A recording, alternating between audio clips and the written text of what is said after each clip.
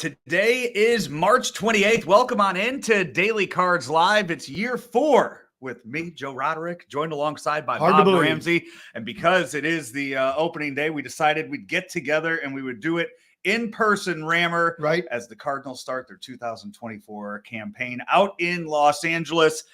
About 5.5 hours from right now against the World Series favorite Los Angeles Dodgers. Very excited. And even though it's not the home opener, stopped and got a coffee this morning, and it was kind of fun and pretty typical, but it's fun to see how the whole town always embraces Cardinal things and Cardinal gear all over the coffee shop. And so it was just, it put a smile on my face. You've, last year, when you look at what the Cardinals went through, something we've, really haven't seen in 20 years with how bad they were, the record. So you have experienced that before, going through a bad season, having to get into the next regular season. So I guess your feelings of what you saw in spring, getting us to this point, and kind of the whole, I guess, hitting the reset button on the Cardinals. Well, despite the experience and seeing highs and lows for, basically 60 years, I think a lot of it goes to upper level management, that those are the consistent things you see over the years. When there's a downturn, that while there often are players that don't live up to expectations, usually it's the front office game plan going in that ends up, sometimes you don't realize it till well after the fact, but usually is it that game plan when you go into a season, and then you look back and you go, that wasn't a good move. They shouldn't have traded that guy. And I think that fits going into this season as well. Absolutely. I was just going to say, before you said that, I was saying that sounds an awful lot like what they went into this offseason for. You go out, you sign Lance Lynn, you sign Kyle Gibson, you sign Sonny Gray, and then you also bring back the veteran of Matt Carpenter, and you bring in Brandon Crawford, who is a name we really have not heard almost at all since they actually signed him, but he's on the opening day roster. I think he would have played 5 games. Right. Maybe. And honestly, ideally, it would be great if we don't hear his name a whole lot this year. That means Mason Wynn is having an incredible season, and you don't need to bring in the mid-30 shortstop. Late 30s. Yeah. You're being kind. You're a nicer guy. I was trying to think if he's older or younger than me. I was trying to figure out if I'm 38. So yeah. So I was gonna say around the same age. I'm getting to that age where I'm looking at guys and it's towards the end of their careers, and you have the announcers talking about, I can't believe this guy's still playing another year, and it's like, hold on, that's we're the same age. It's getting to be that point right now. So the names to watch though, and the big news coming into opening day this year. And this is something that we talked about with Claves, you and I talked about it last week. Victor Scott, he definitely performed well enough to make the opening day roster, was sent back down to the minors. Then Jordan Walker, Dylan Carlson collide in the outfield in Arizona. Next thing we know, Victor Scott is now your opening day, everyday center fielder. So for all the names I just mentioned of free agent signings and the ages of all of those guys, the Cardinals today will have a starting lineup that will feature 2 23-year-olds, a 22-year-old, and a 21-year-old. And I think it's terrific. It bodes well for the future, assuming that they'll be, representative major league players. We don't know. All these guys are very highly regarded, and I think probably at worst will be serviceable big leaguers. Maybe 1 or 2 of them will be all-stars. Maybe one of them will be an all-time great. I don't know.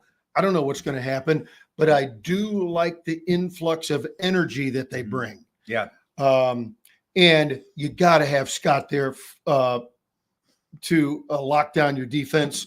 With him in center, it gives you strength up the middle, and which is something that's always been critical in the game of baseball. We are brought to you each and every day by Royal Banks of Missouri and Munganess St. Louis Acura. And every day that we do go live, for the most part, we will have your starting lineups for that day's game. We do not have them yet. 5 hours still from game time. Players have not gone there yet. The only thing is, where are you going to put Scott? That's exactly what I was going to ask you, Rammer. You are the lineup aficionado of St. Louis. Nerd. And see, you're being a gentleman again. I'm the lineup nerd. I admit it. So Clay, I don't know if you caught any of Claves, the show Claves and I did yesterday, where he kind of gave his idea of what the starting lineup is for today. He doesn't know. I talked to him on the way here. He does not know what the lineup is yet. What do you think? What is your lineup construction? How would you make it look today? Well, let's go. Let me first go what I think it will be. Mm-hmm. And I think it's going to be Donovan, Goldschmidt, Gorman, Arenado, Contreras, Walker. Who am I leaving out? Burleson. Oh, probably Burleson, Walker, Wynn, Scott. Okay. I think that's what it will be. And I'm okay with that. Mm-hmm. I'm really okay with that. My only concern about the lineup moving forward is how willing Ollie will be to shift things around depending on performance. And you don't want to knee jerk and change it all around because a guy goes 0 for 4. That's not what I'm saying. But if you get a month in and a guy, including your marquee guys, Arenado or Goldschmidt, are really struggling, and we've seen every player, even great players like them, have bad months, 6-week periods where they're just not, where they're scuffling.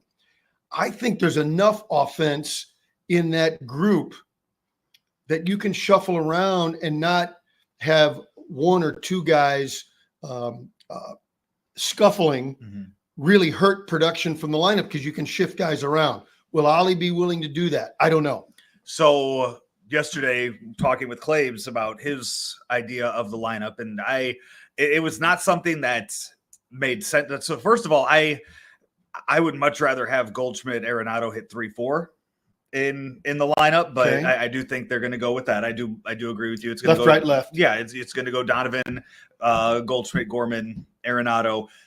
He believes Burleson, then Contreras because of, again, and Ollie, left, right. Because Ollie loves the alternating, yes. And I'm fine with that.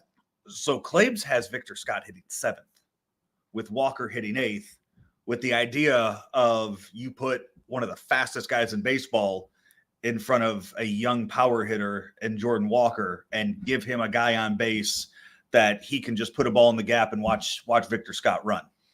Yeah, I think to start, I'd take the pressure off Victor and hit him 9, because then I got Donovan leading off, who knows how to work a count and will get deep into counts.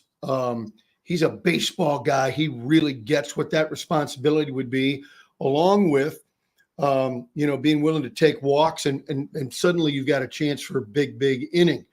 I wouldn't be a bit surprised if before, not too long into the season, that Scott, though, is the leadoff guy. Wouldn't surprise me one bit. If he sticks around up here for the whole season. Well, if he performs, yeah. All this is based on performance. Yeah. Not if he's hitting 100, no. Right. But based on performance, and I said it, though, because I'm confident that he will perform. Also because he's got one of those things that doesn't slump, and that is wheels. Mm-hmm. And he's a guy that can bunt and go the other way if his full swing, if the swing that drives the ball is a little bit off, his timing is off. He's a guy that can bunt for a base hit in a given moment. So I think eventually he'll be that guy. The bullpen for the Cardinals, if you did not see the rosters come out yesterday, the 26-man rosters, the bullpen will consist of Ryan Fernandez, Giovanni Gallegos, Ryan Helsley, Andrew Kitteridge, Matthew Libator, Riley O'Brien, Andre Palante, Jojo Romero. That is your bullpen for the start of the season, with a few guys on the injured list to start the year. I think there's a number of names there that we're not real sure about, but it gives you hope for potential. I'm fine with that. That'd be better than last year. You couldn't hardly be worse. No. The whole key to all those names, and as you put together a depth chart, if you're one of those fans that does nutty things like I do and puts that down, the whole key is availability from Helsley. Yeah. He's got to be available. Now, he wants to get paid like an everyday closer. He needs to be an everyday closer. Now, if you end up in a closing situation 5 days in a row, okay, you obviously by that fourth or fifth day, you got to think about it. Yeah. But back to back, 3 in a row, hey, son, we're trying to win games here. Mm-hmm. You're our closer. And so I think that will, if he's available for closing situations virtually every day, he will, the rest of it will trickle down and work itself out. And I think it'll be not a detriment, but an asset to the team. Cardinals open up 4-game series against the Dodgers. So no day off on Friday. They are going to go Thursday, Friday, Saturday, Sunday, all against the Dodgers. We are all very aware of the Dodgers offseason and everything that they went out and did. One of those acquisitions, Tyler Glasnow, will be starting for them in the game today. He also started over in South Korea, so his second start of the season. We will see all of their big name starters here to kick things off, and of course, we're going to see that lineup that is just absolutely stacked, which includes the multi-MVP award winner from the Angels, Shohei Ohtani, coming over, Mookie Betts, Freddie Freeman, Max Muncy, a lineup that just keeps going and going and going. And Will Smith, their catcher, who just signed a 10-year, $140 million deal. Yeah, he'll hit cleanup, I imagine. Yeah. And because they're kind of left-hand heavy 1 through 5, so hitting him cleanup will be the thing. Jason Hayward's day-to-day, but you hit him 7, 8, or 9. That's a pretty good 7, 8, 9 hitter. I think a guy that'll be interesting to watch. Does he blossom or does he get lost in the shuffle? I kind of think he'll blossom and make that lineup even better. Teoscar Hernandez. Yes. This kid, I think, has the potential to be a real legitimate, like number 6 hitter. Yep. And I think they're going to be very good in that regard. One of the guys you mentioned, that Gavin Lux, is one that I'll watch with the Dodgers this year, who got hurt at the end of spring training last year, missed all of the season. The whole year. And then as they bring him up this year, they realize, okay, maybe he's not ready to play shortstop yet at the big league level. So you move Mookie Betts, you move him from center field to left field to second base, now over to shortstop. You're moving Mookie all over the place. And you put Gavin Lux at second and just say, okay, you know what? We need you to hit for us. Yeah. And he'll hope probably that works. He probably hits 9, not unlike what we think, or I think Victor Scott can do for you in the 9 hole.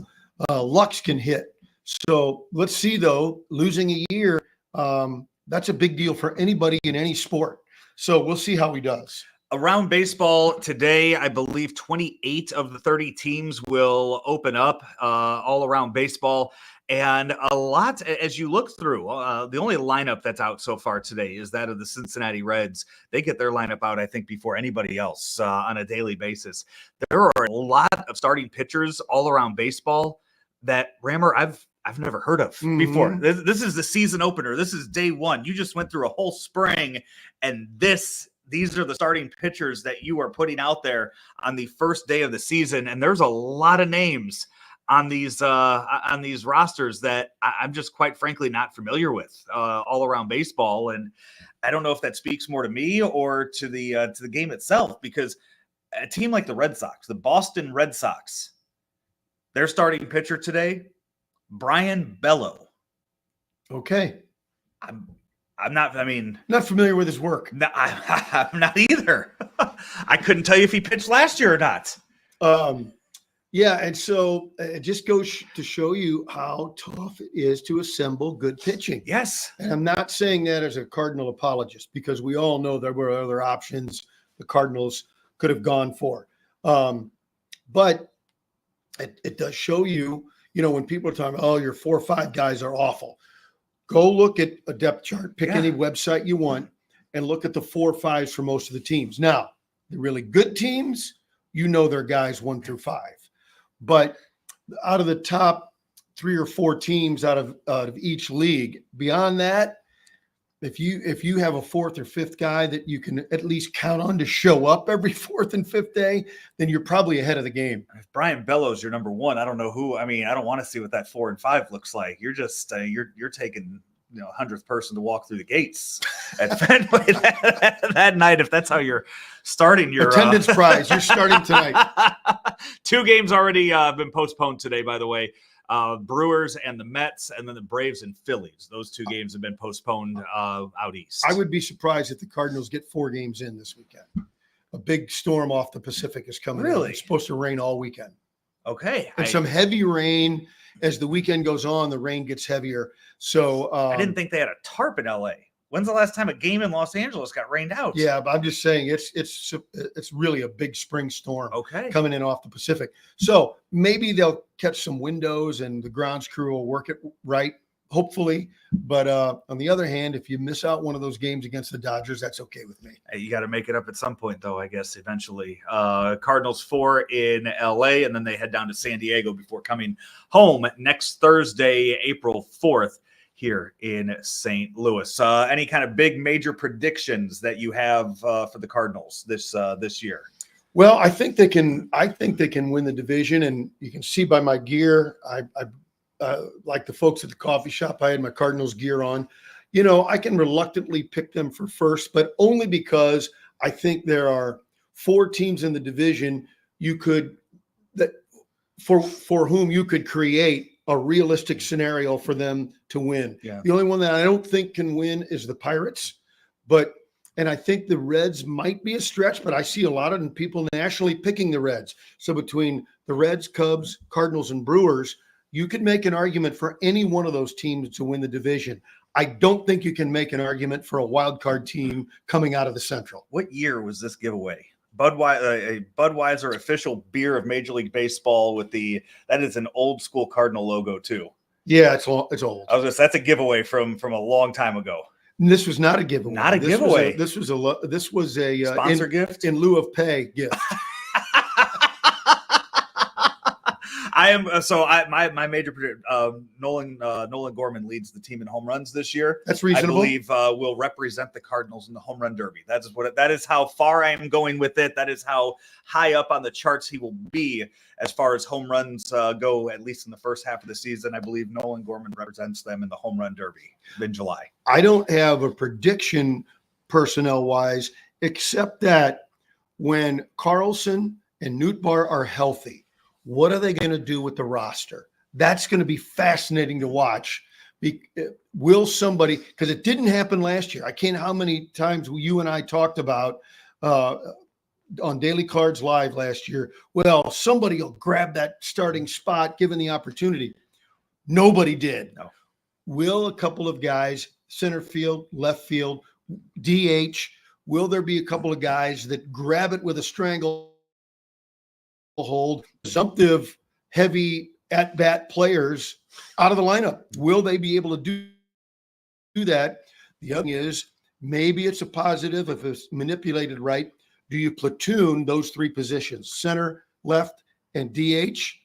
You can, but are you platooning people into failure, or are you putting them in a position to be successful? I don't know the answer to that, but it is a dicey game to play with your lineup. We will be back tomorrow, bring you a recap of today's game and preview Friday night's ball game out in LA. And as always, we will be brought to you by the folks at Munganast St. Louis Acura and Royal Banks. Royal Banks in Missouri. You know, I've been with Royal Banks over 20 years now, pushing 30 actually. And one of the great things from Royal Banks for me is the home equity credit line. Give them a call. Check it out. All the work you put into your home, the work you plan to do this spring, let your house work for you with a home equity credit line at Royal Banks of Missouri, 314-212-1500. Royal Banks, where better service means better banking. We will talk to you tomorrow. He is Bob Ramsey. I'm Joe Roderick. This has been Daily Cards Live right here on Claims Online. Hi, everybody. I'm Peter Munganast with Munganast St. Louis Acura, here to talk to you today about some benefits of Acura's certified pre-owned program. After passing a 182-point multi-point inspection, Acura backs all of our certified pre-owned cars with a 6-year, 100,000-mile limited warranty and a 7-year, 100,000-mile powertrain warranty. Munganast St. Louis Acura has new inventory arriving daily. Come on into Munganast St. Louis Acura today, meet our award-winning team, and find that perfect certified pre-owned Acura for you.